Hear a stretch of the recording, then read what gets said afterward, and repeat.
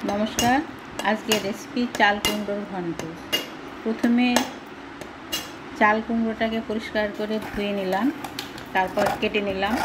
एबारे नारकेल भेंगे निये कुड़े निलाम। चाल कुमड़ोर मशला तैरी करे निलाम। शुकनो कड़ाइये भेजे निलाम।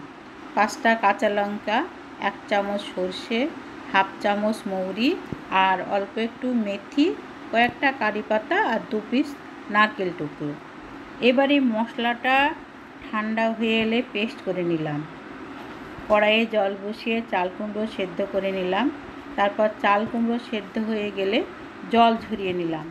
तारपर पेस्ट करा मशला, नारकेल कोड़ा, नून, दई, चीनी एकसंगे मिशिए निलाम।